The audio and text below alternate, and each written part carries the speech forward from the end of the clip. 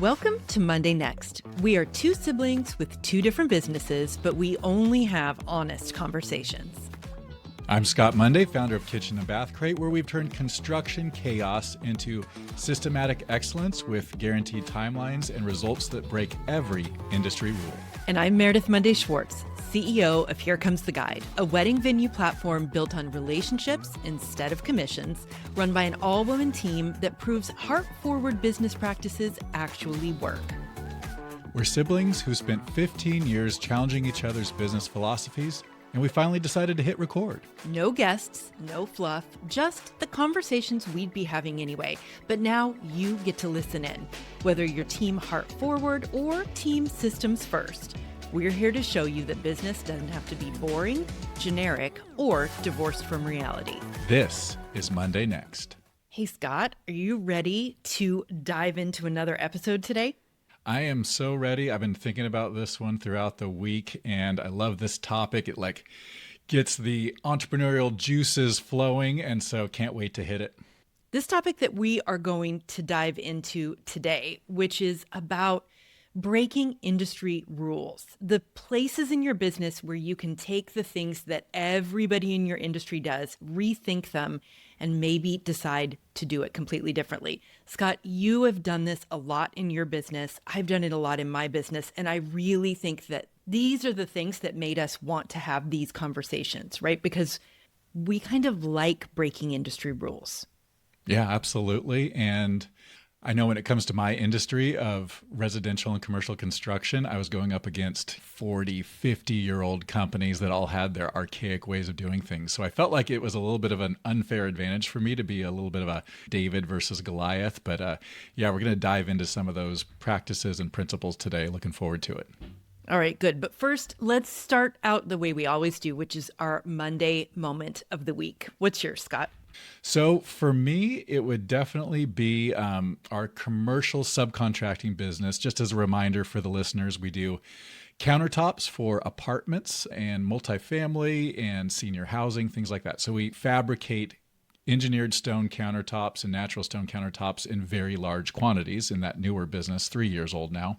We received last week, Meredith, literally the first email I read when you and I finished recording the last podcast, which was on the 2nd of January, it's like one of the first emails of the year, was a letter of intent for the largest contract that we've ever gotten at TBS by a factor of 3. So, man, it was so cool to get that email right out the gate to start the year. And I mean, just to put it in context, that one contract exceeded the entirety of all of our signed contracts in 2025 by the 2nd of January. You know, a lot of people are like anti New Year's resolutions and things like that. They're like, oh, it's just another day. It's just the calendar turns over. I love the new year. I love the energy it brings, right? And so to start the new year in business with a big fatty contract like that, I was jazzed. That is huge. And you know that the next question I would ask you, even if this is just you and I talking, is, was there something that you guys did differently, or what do you think is the reason that you got that contract? Back to a topic in episode 5 of just trying to beat out the competition. Lee and I, we just worked this contract. It was a new relationship.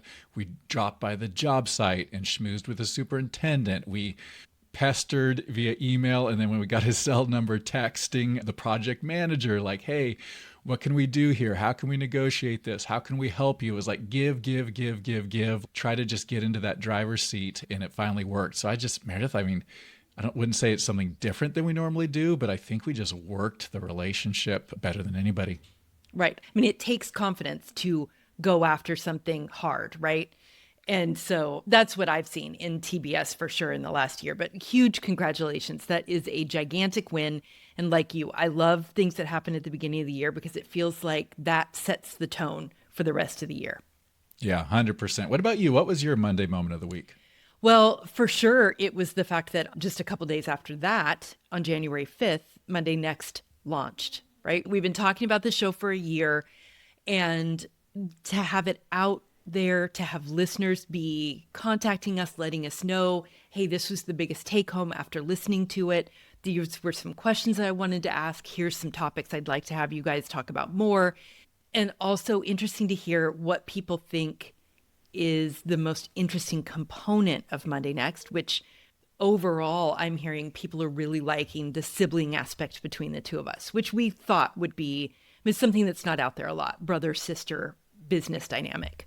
Yeah, definitely. It was great to see that out in the wild. And I agree with you. The response and the feedback has been really cool to read through, especially on our socials, especially on Instagram. I think that right now at the moment is the social channel du jour. But yeah, just at the end of the day, you and I wanted to do this because we love chatting with each other, right? But we also really like helping people. And if we can do that, small or large, to see that we've done that just a little bit so far with the first 2 episodes, just once again, a great way to start 2026, right? Yeah, it's really exciting. That impact is what both of us want to have. All right, let's talk a little bit about, it's tool time. I mean, that's what it is. It's tool time right now. We need a jingle. I'm going to download the home improvement jingle from Tool Time, and then we're just going to go whole hog on cease and desist, Meredith. Whole hog on copyright infringement. That's what I say. But yes, it is tool time where one or the other of us brings a tool that we're using in our business that's made a big difference. And it is you this week. What's a tool that you're using that you're loving? Yeah, it's actually us because I know that you are using this tool as well. Can't remember which one of us started with it, but Fireflies, Meredith. Ugh, I could not run my business without it now. No, game changer. Just used it yesterday, probably 7 times. So for the listeners, Fireflies is an app and a website, fireflies.ai, if I'm not mistaken. And Fireflies allows you to record meetings in person, record meetings over Google Meet, Zoom, any of those types of platforms. And the cool thing about it is, just like everything else these days, it uses AI to transcribe the conversation and summarize the conversation. You can download the transcript, you can download the audio file. It's a very seamless interface between the phone and the website.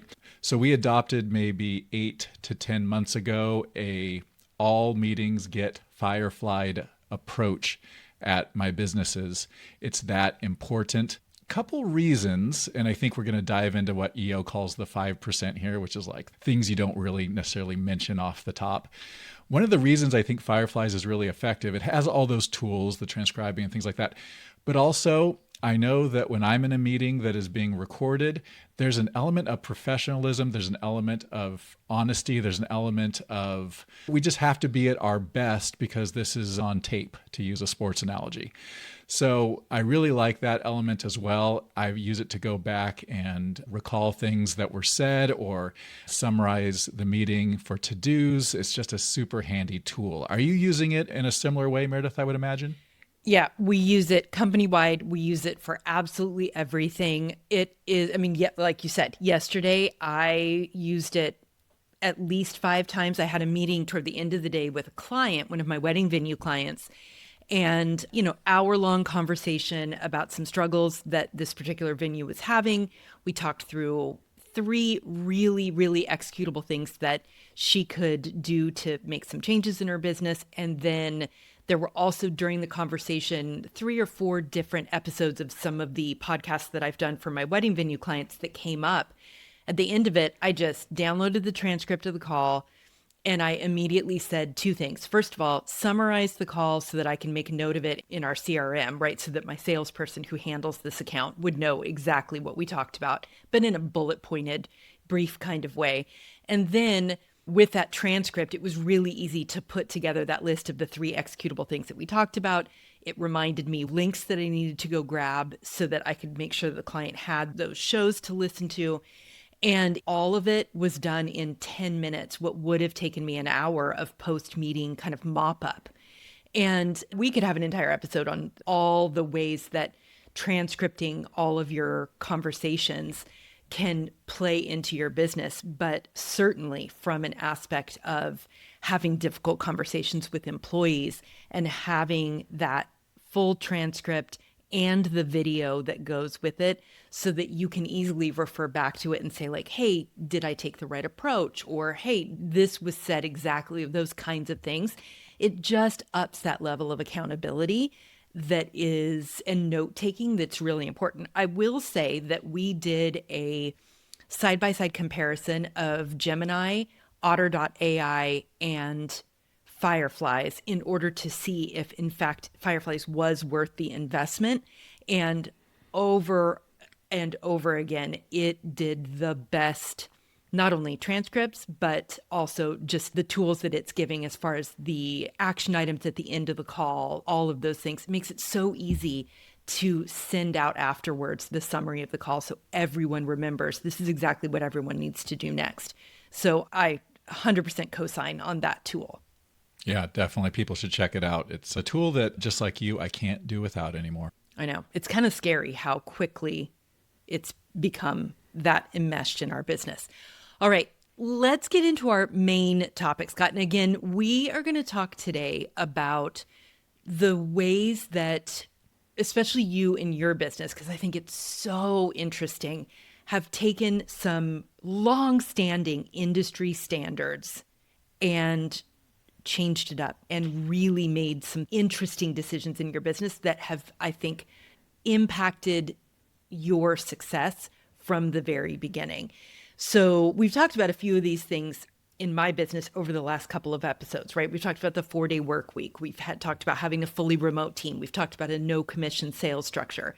Those were all things that we did that kind of bucked the trend of how everyone else was working. Let's talk a little bit about Kitchen and Bath Crate.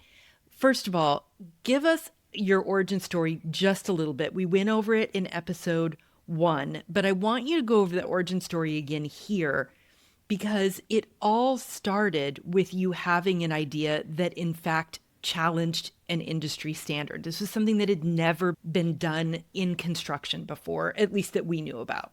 Yeah, so let me take you back to 2011 in the exit aisle of Costco, where my wife, Melissa, and I had just finished our shopping trip, and we checked out. We got the receipt that was, 4 feet long, and we turned to the left to head towards the exit doors. And that exit aisle, Meredith, where you can buy a pergola or a hot tub or a trip to Sri Lanka. You can just buy those big ticket items, right? Those kiosks. We were walking by it, and I was looking at those, and I, to this day, can't recall which one of us said it. It probably was Melissa. Something like, it'd be so funny if you could buy a kitchen remodel here, right? You got all these other sort of things you wouldn't think you could buy at a store. Why not a kitchen remodel? So back in 2011, Costco really didn't have much of a home services program at all. So we started joking about this idea of putting a kitchen in a box and selling it at Costco. And, the joke got even more elaborate and absurd. It could be, the box would be delivered by helicopter and a bunch of guys would jump out. They'd start work on your home and it'd be done in 5 days for $15,000 or less, right? So we were just like almost doing this fake commercial riff back and forth as we exited Costco, got in the car, drove home. And over the next couple of days, we kept lobbing these absurd ideas back and forth. But Meredith, it was super weird and maybe destiny, right? Oh, it's like a Disney movie. As we were lobbing those back and forth, there was something about the concept that was like percolating in my mind. Like, this is completely ridiculous delivering it with a helicopter. I will give you that. But this idea of putting everything you need for a remodel into a container, having the foresight to get everything together at once and deliver it to the front of the house and reduce those trips to the home improvement store and create this system where the entire thing is designed and specified before you start demolition on the customer's home.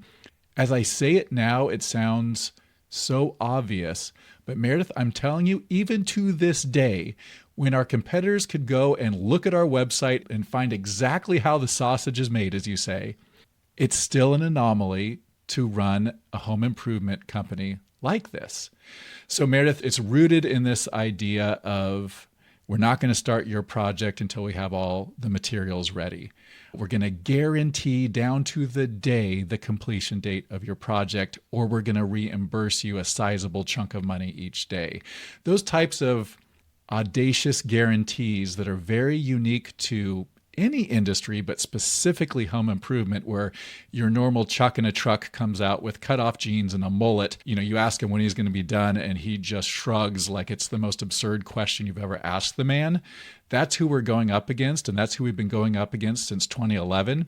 And I think these audacious guarantees are something that have allowed us to grow the way that we've grown. One way that we can think about this is, what are the things in your industry that are kind of baked in that everyone accepts are a part of the way that things are, but that really suck? There's so many things in the construction industry, just speaking as a homeowner, when I'm thinking like, I want to remodel my kitchen, there's so many elements of it that are sucky or that are difficult or that I don't know very much about. So I have to really rely on the expertise of the people that I'm talking to. There's trust issues, there's safety issues, all of that. And then there's the issue of, how long am I not going to have my kitchen, as you said. So you guys really reverse engineered what are the sucky parts, and you did the thought exercise of, are there ways to make it better, even if it seems crazy to even consider it. So let's talk first about the issue of the big deposit upfront, because I know that this was something that has changed a bit over time, and you've played with how you guys do this over the course of the time that you've had Kitchen and Bath Crate. What is the industry standard, first of all, in construction? And how did you guys decide to do it differently? And what impact has that had on you being able to make sales against your competitors? Yeah, great question. When we started to formulate, it was called Kitchen Box at the time. When we started to formulate the Kitchen Box concept, we did go through and list the 3 to 5 biggest homeowner concerns with a residential remodel, specifically in the kitchen. And we'll probably go back to the finish on time one, which I think is probably number one, but a close second is how uncomfortable and vulnerable, back to that word, Meredith, the literal use of it. How uncomfortable and vulnerable does a homeowner feel when they get a bid for a, round numbers, $50,000 kitchen, and then they have to write a $25,000 check for the deposit before anything has happened on their project? Right. With a company you don't know, in an industry where all you hear about is horror stories about how, they never even showed up for the first day. Yeah, you're handing a stranger $25,000 on a hope and a prayer that they show back up on the day that they say they're going to show up. And what it does psychologically is it immediately puts the homeowner in a position of feeling vulnerable. And as humans, what do we do when we feel vulnerable? We put up our defenses, right? So you're starting the relationship with a big wall right between you and the homeowner. Collaboration immediately plummets. And now it is an adversarial relationship. It is the most absurd and ridiculous way to start a relationship with a customer that you could imagine. But in residential remodeling, it's common. It's just how we do it. And the reason behind that, Meredith, is because in my industry, most operators don't know how to take care of their cash. And so what are they doing? They're using the deposit from Jane's job to pay their subs and suppliers on Phil's job, right? And so it's this cash flow issue that they want to then put onto the homeowner. Homeowner doesn't deserve to solve that issue, right? It's not their issue. They're not running the business. So what we did out the gate is we said, you're not going to pay us a penny till we're on site. And furthermore, it's not just on site we showed up. We have the crate there 2 or 3 days before the job starts with all your materials for your job are sitting in front of your house before we ask for a penny, right? So they've worked with your designer, and it sounds like we're doing a commercial for Kitchen and Bath Crate. We're not. I'm just saying that I had my kitchen done by you and got a great deal on it, but did pay some money for it. So that's how I know like the order of operations. And so you've done the design work. You've made all your choices. You guys have all the stuff that I ordered, my faucets, my paint for my cabinets, like all of that stuff is now in a crate. And have we described what the crate looks like? How do you describe it? Yeah, so it's 8 by 8 by 16 feet. It's a repurposed, in essence, pods storage container that is customized for our use. We have tool storage in it. We have, of course, racking and things like that. And it's fully logoed, so it's professional looking. It's not just like this piece of garbage that looks like it's dumped in front of your house. And we have 13 of them, and they're all logoed. There's flyers mounted to the side of them so people walking by can learn about what this thing is in their neighborhood. But yeah, that's what the crate is, quote unquote. We actually changed the name from Kitchen Box to Kitchen Crate in 2014 during the process of research for potentially franchising the idea. Franchising never took off, but we decided to go ahead and change the name at that time so we'd have that flexibility going forward. Yeah, I was smiling because I remember how excited you were when you guys got your second crate. Yes. And now you've got 13 of them. How great is that? It's fantastic. I love them.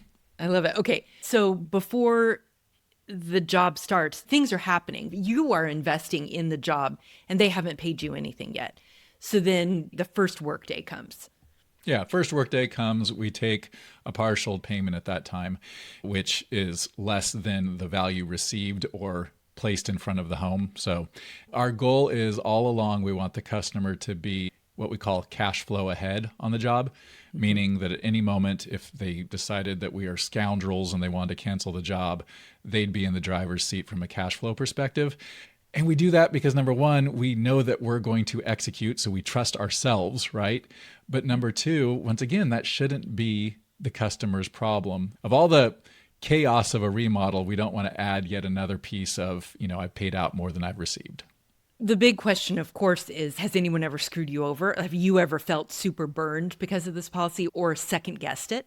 I'd say I can recall, I think, Meredith, we're approaching our 1600th remodel, 1600. I can recall a handful of times where I felt like our policies put us in a position where a customer was taking advantage of us. But at the end of the day, that's such a small price to pay for just treating customers the way we would want to be treated if the roles were reversed. Well, and for the differentiation, like just being able to say this is something that we do that nobody else is doing is worth, I would think, that handful of clients that burn you. Yeah, for sure. So to answer your question, it's happened a few times. I can't recall a time where we didn't eventually figure it out, but there's been some times where it's been uncomfortable, feeling like our policies had put us in a bad position from a business operator perspective, but it all worked out in the end. And me struggling to remember the specifics of any of them right now is testament that they weren't that bad. So then that brings us to what, as you said, is the number one differentiating factor, the industry standard that you've absolutely taken head on and dismantled. And that is you guys offer an on-time guarantee. And you don't just say we're going to be on time, but you add something to that. And this piece of it is very interesting because this piece is one that we hear lots and lots of customers say, that made me feel like I wanted to go with Kitchen and Bath Crate. Yeah. So a few weeks before the job starts, the homeowner meets with their project manager, and the project manager presents a schedule to the homeowner. And it's a day-by-day schedule. It's called a Gantt schedule. That's the format. Some people might use Gantt schedules in the operation of their business. It's a single piece of paper, and in essence, it shows day by day what's going to happen. At the end of that schedule, of course, is the last day. And so we tell the customer, we'll be done on February 2nd. And homeowner, if we are not done on February 2nd, we are going to credit your final invoice. Once again, by that time, they will owe us money. We won't owe them money. We will credit their final invoice $500 per working day for any day that we're late.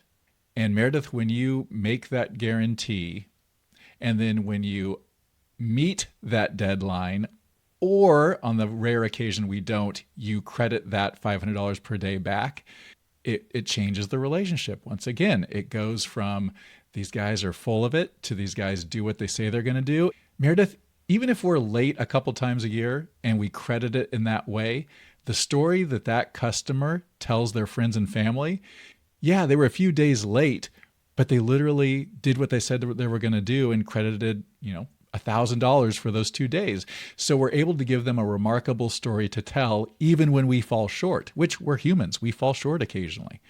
And so I think that's another thing about audacious guarantees is even when you fall short on them, as long as you do what you say you're going to do, it creates a remarkable story for customers to tell others. I mean, it's absolutely true. And I personally have seen, just because I follow your socials, have seen people in comments on posts or in different settings where this is something that they are amazed that you're willing to do. And this has got to be the place where you have questioned the policy. I know that you guys haven't really been burned by very many customers, but I know that things happen and affect timelines. So how big a deal is it on the inside of Kitchen and Bath Crate if you guys are late? Like, our head's going to roll. Is it a big deal, or is it like, we're late a day or two and we give ourselves that grace? I definitely would say if we're a day or two late, we give ourselves grace. Any late job goes on our IDS, which is part of our Traction operating system. I think you and I have effectively talked about Traction every single episode thus far.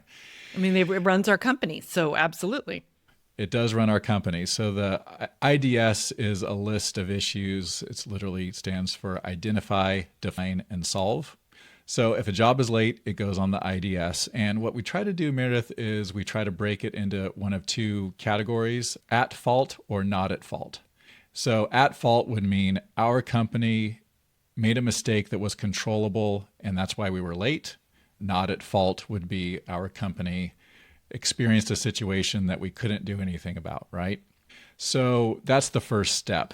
It's real easy to say, oh, not our fault, right? But if you dive into the IDS, sometimes those things that initially seem like they aren't our fault are the result of a poor system that would have actually prevented it.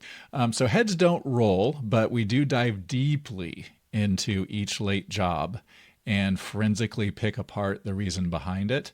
And then we improve the system to eliminate that factor going forward. So that's another byproduct, Meredith, of making audacious guarantees, is by forensically analyzing when you fall short, it improves the overall system. So instead of a flywheel heading in the wrong direction, it's a flywheel of improvement.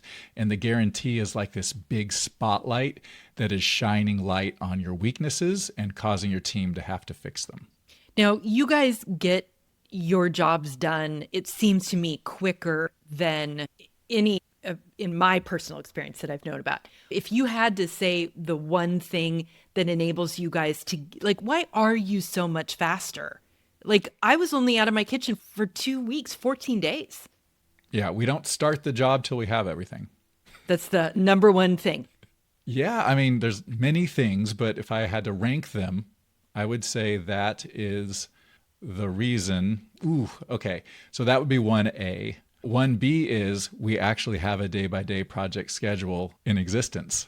Like, why would you not know what you're supposed to do 2 weeks from now on a Thursday? Like, oh, it's because you never know along the way what's going to happen. You open up the wall and you never know what you're going to find.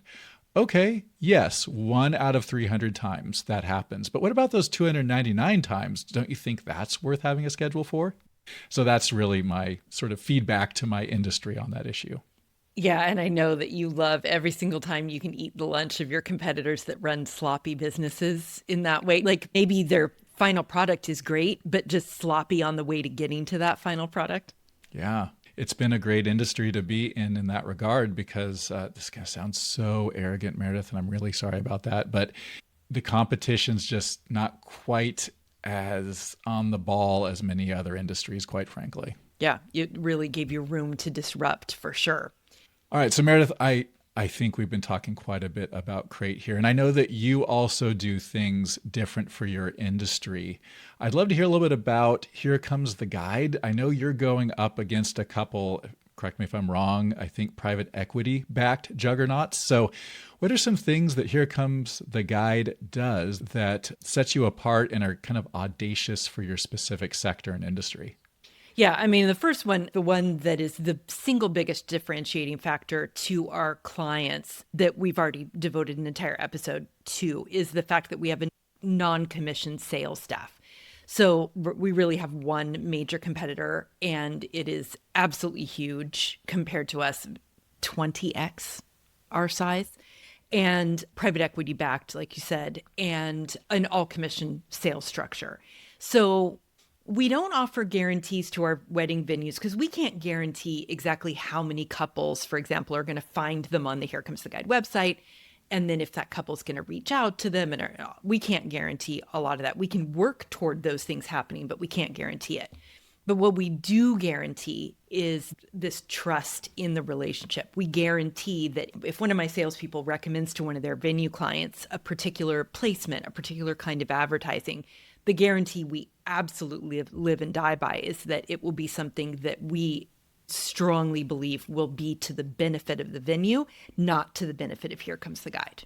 So there are some people in the advertising industry that like to guarantee results. And anytime someone does that, alarm bells go off in my head because it simply can't be done. And so if someone is making that guarantee, I'm like, I don't love that. So that trust factor is really, really important in our business for sure.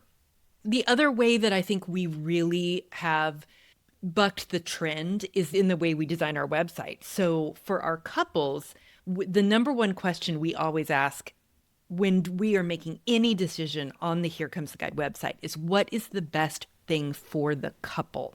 Now, the reason that's different is that, for example, the Knot or Wedding Wire, which is one combined company, they often look at everything on their design side as in what is best for the Knot or Wedding Wire. And so we're constantly asking, how can we build a tool that is the best possible way for couples to find their venue? And so by constantly running everything through that lens, we give better results, which gives better results to our venues, which is the entity that's paying us, right? So we want those two audiences, our wedding venues and our couples, both to be really well served. So that lens in our web design, I think, is really, really key. Yeah, you bring up an interesting point. I'm right now formulating a presentation for next week. I'm going to Las Vegas and presenting to a group called EOA, which is a subsector of Entrepreneurs Organization. It's for companies that are sub 1 million in revenue that are trying to break through that threshold. And so this topic that I'm speaking on is, how do you, David, compete against the Goliath in your industry? And Meredith, I know that you have led Here Comes the Guide up against Goliath many times. I think audacious moves, whether it be guarantees or doing things differently than your industry does them, I think that's one of the key elements of the David versus Goliath playbook, because you're able to do some things sometimes that maybe don't scale, but you don't have to worry about scaling when you're David. You have to worry about getting momentum against Goliath, right? Right. Differentiating yourselves. Yeah, there's no question. I mean, an example that comes to mind about that is the way that a big company will maybe treat their each individual customer as a little bit irrelevant. Like, oh, we have so many clients, it doesn't really matter. But for us, we saw that that was happening with our competitor and the way that they handled wedding venues. And we were able to say, actually, we're going to give amazing, really bespoke service on the per venue manager basis and really, really hone in on that element so they feel really seen and really heard. And that's something that we can do as that smaller operation that at scale, I guess, could be a little bit difficult. Okay, Scott, there's one other industry standard that you guys have broken through and really challenged that I think is very interesting. I think industry-wide, the standard is to use subcontractors in order to get jobs done in a rotating, in any sort of speed, you use subs. How have you guys challenged that notion? Yeah, back to the list of pain points a homeowner experiences during a residential remodel. Up there in the top 3 to 5 is going to be, there are strangers in my home phenomenon. And if you go back to Maslow's hierarchy of needs, physical safety is number 1, right? And so when we started Kitchen Box at the time, now Kitchen Crate, now Kitchen and Bath Crate technically, we wanted to make sure that we spoke to that concern. It's a very real concern. And so what we did very early on is we decided there was a fork in the road. Do we want to be what they call a paper contractor? So a paper contractor is the guy in the pickup truck that has a deep Rolodex of subcontractors, many of whom he's been working with for decades, right? He has a Rolodex of subcontractors and he gets the contract and then he delves out different pieces of the job to these subcontractors. We decided early on that we were going to be a self-performing contractor. Total hours on a job were probably at 90% plus our own team members, and I can explain why that other 10% in a moment. We decided early on that we were going to use our own team members and we were going to do the work ourselves. And the reason we wanted to do that, we wanted to be able to look the homeowner in the eye and tell them, these are people we work side by side with on a daily basis. We've background checked them ourselves. We've lived life alongside them as well. We trust in putting them in your home to work on your project. And it was really difficult, Meredith, to start because most residential contractors grow via subcontractors. And in the early days, we did subcontract out 30 to 40% of our work at the very beginning. But we knew all along, every year, we were going to take another step towards self-performing the work. And this involved an acquisition of a tile and stone company. This involved self-performing painting, which was something we subbed out early on. This involved us moving to a new 3-acre facility that had the shop space necessary for us to be able to produce our own countertops and paint our own cabinets and do those types of things. So back to this like big picture concept of being audacious in your industry, it does change the way that your business looks. It does change the way that you have to approach things. It is a decision you have to make early on. But Meredith, it's paid off significantly in terms of customers' confidence in us. And also, once again, pulling back the curtain here, it increases our margin on the jobs because there's not that layer of subcontractor taking their margin in the middle. We're able to keep our prices even lower. We're able to keep our net profit above industry standard, which isn't really a big deal because I'm not kidding you. The research says industry standard, my industry, is a 0 to 2% net profitability. Oh my gosh. Doesn't that make you want to like barf in your mouth a little bit? A risky business, right? We are not out, I don't know, I can't think of a good non-risky business example, but we are in people's homes moving heavy things around and potentially breaking things. And you're going to do that for free? That is off the charts. You talk about risk, Meredith, that's risk. Yeah. Well, and it occurs to me too, speaking of risk, that you were talking about how, yes, this is an audacious choice to make in your business to say we're going to bring so much of it in-house. Although one of the things that both of us really prize in our business is control. I think we both really believe that in order to run the business we want to run, we have to have a whole heck of a lot of control. A huge part of what enables you to do that, to be so fast in your turnaround and all of that, in addition to making sure that the people that you have there are people that do good work and can be trusted and are safe. But this wasn't only audacious because you made that decision in the industry, but this was also an audacious decision because it wasn't easy to get to this place. And there were risks that you've taken, like when you bought the tile business or you brought painting in-house. These were things that you had to really think through and you had to really take some risk on and say, I really believe that if I've done all of the work to figure out, I've done all of the spreadsheeting, all of the projections tell me that this move, audacious as it is going to get us further to where we want to be from a revenue perspective, but also from a perspective of the company we want to be in the world. Because one of the things we both say about our companies is that we want to see more of the kind of company we're building in the world. And I certainly want to see more of my company, but more construction companies that are built on the exact same kinds of audacious choices that you've made would benefit everybody. So it takes that layer of risk. And some of these decisions had to have been a little bit scary for you, which is why I want to kind of bring the conversation as we get ready to wrap up into a little bit more of a personal realm. Because one of the things that we have in our conversations with each other is these are the conversations where we will say to each other things that maybe we aren't saying in our leadership team meetings or with our companies at large, where we're actually saying, I'm getting ready to make this really audacious choice. And I am scared about it.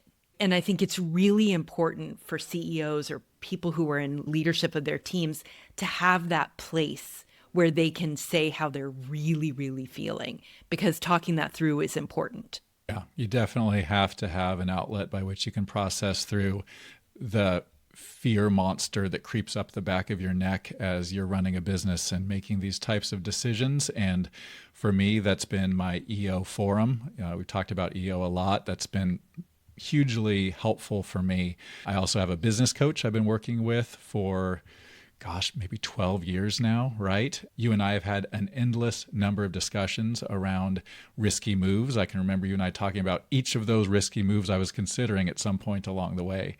So I absolutely agree with you that you can't by any means do this in a vacuum or do this by yourself. Well, I shouldn't say you can't, but you certainly shouldn't put that on yourself to have to do this alone. This is difficult. This is not for the faint of heart, and having a support system around you is critical. And Meredith, when it comes to risk and risk aversion, I will admit I don't have the best of memories. I think you have a much better memory than I do. How did this play out with our family way back when? I don't remember mom and dad having really a risk-taking bone in their body. Is that a correct recollection? It's absolutely true. And actually, one of the things that has been so impactful on a lot of the decisions that I've made in my life, and I wonder if it's the same for you, is the fact that our father was a tech lead at a college in California. And so it was his first job out of college, and it was his job at the college that he went to. And so he got a good job right out of college, and then hung on to that for dear life for the entirety of the rest of his career, which is nothing wrong with that at all, except for the fact that he very, very much always really wanted to do what would have been really exciting and challenging and fulfilling for him would have been to go to law school and be an attorney. And there were so many conversations when I was growing up, when I was young. So maybe you were really, really little, right? We're 7 years apart. But I remember the regret that he experienced, and the regret in his voice and the regret in his words of this idea of chances not taken. And he would always say, but I didn't because I was always so worried. What if it didn't work? And I had my, family. He had 3 kids, and it was certainly important to him to provide a stable income and have a stable job. And so that push-pull for him, I saw what it did to him over the long term of his life, that the regret and the anger that gets inside you when you don't go all in on things, when you don't try the thing that you think you could be really good at. And it was very instructive to me from an extremely young age. When I was probably 9 or 10, I remember thinking, I want to do the thing. Like, I don't want to wonder my whole life what my life would have been like. And neither one, our mom worked, but within a family business, which again, nothing wrong with that. But there was a feeling of bird in the hand coming from our parents. The bird in the hand was way more important than what might be possible. Absolutely agree with you. When I'm facing an audacious choice and I have that once again, that fear creeping up the backside of my neck, I have a mental image that runs through my mind that is exactly to this point. It's going to sound silly at first. The mental image is a stack of batting cage machine catalogs. And this stack of catalogs sat in our parents' room. I recall seeing it on the nightstand, and it was when our father was considering opening up a batting cage facility. This was early 1990s, maybe late 1980s, and batting cages and those types of fun centers were the up-and-coming thing. And I remember seeing those catalogs for years and knowing that he talked about wanting to do this, and even had a friend, if I recall, that was going to invest in it, right? And it never, ever happened. And Meredith, the thought of having an idea like that and not moving forward with it because of fear, it kills me on the inside. I would much rather go down in flames than have that regret. Now, I'm not saying that he should have made that move. I never saw the proforma. I don't know if a proforma was ran.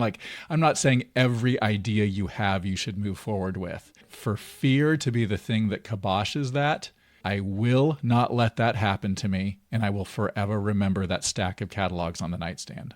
Yeah, I mean, it goes back to that quote, what happens to a dream deferred?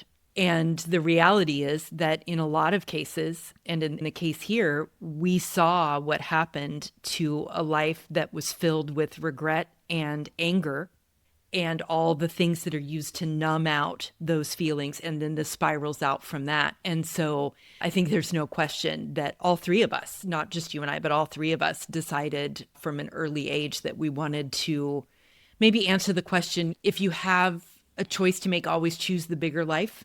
Like when in doubt, choose the bigger life, and not to let fear stop you. So this is a case where it's interesting that all three of us, but especially you and I, just in our careers in business, our sister is incredibly smart and driven and is a teacher and is doing the Lord's work in teaching. But all three of us have lived our lives in opposition to that, which is interesting because you could really see the opposite having happened. Yeah. This is a deep, deep well for sure. Yeah, it's really, really interesting how those things from your childhood stick with you and what you do with them. So having the courage to say, this is the thing that I just really want to do, or the thing that, like, God, why does it have to be that way? Like, I just don't buy into the notion that that thing has to be that way. It takes a lot of confidence, but man, it can have really, really amazing effects for your business. All right, Scott, what is the micro action? What's the to-do that you would give to our listeners after having this conversation today? Yeah, Meredith, I think a 15-minute with your notebook or your notes app or whatever, 15-minute industry rule audit. I like this idea. I've heard you talk about it before, where you spend some time thinking through your industry. What is broken? What is the way it's always been that shouldn't be that way? And think of this from the customer's perspective. It's so easy to think of these things from the operator's perspective, like what don't I like about my industry and my competition? But think about it from your customer's perspective. What would a poll of 10 customers that are potentially going to purchase your services or your product, what would they say is broken about your industry? What are the things that have just always been that need to be fixed? And then take some time to journal those and to think through even just one of them that you can start chipping away at with the way that you deliver your product or service. Yeah, Scott, this reminds me of a book that I read earlier in 2025, but really plays to this particular issue. Have you read Jobs to be Done by Stephen Wunker? I have not. It's really interesting. And the place where I think this really comes into play is when you just said, look at the things that suck about your industry, but also walk through what it is that you're trying to sell from the standpoint of the customer who's buying it. He dives deep into that particular element in Jobs to be Done.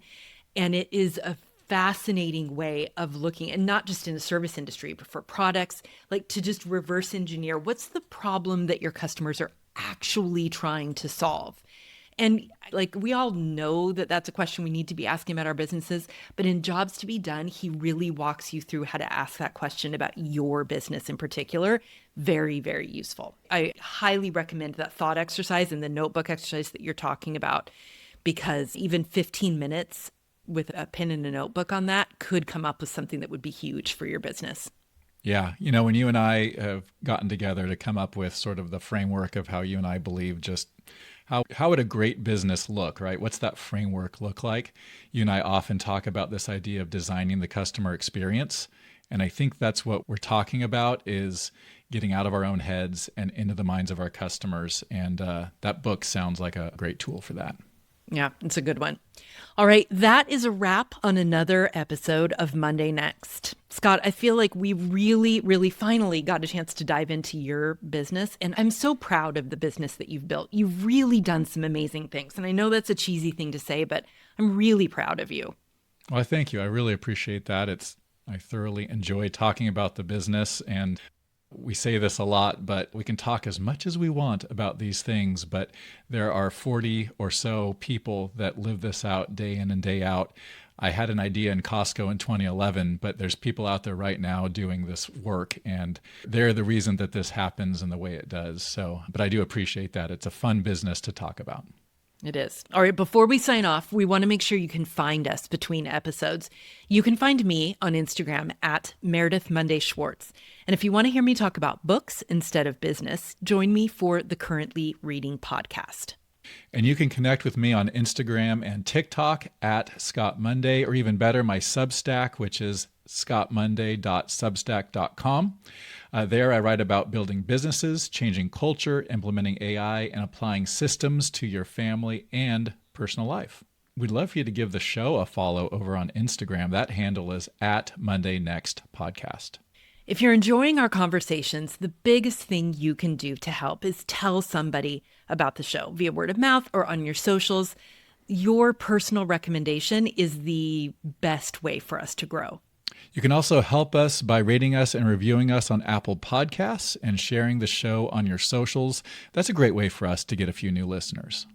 And if you've broken an industry rule or you're thinking about it, we would love to hear about it. Send us a direct message and let us know the rules that you're questioning. This listener feedback is super important to us. Yeah, next week, Meredith, we're going to be talking about employee ownership. Meredith, you have an ESOP where your employees own the company and I don't, right? So we're going to chop up the differences in those two types of ownership styles. Oh, that's going to be very, very interesting. All right, until Monday next, keep being audacious.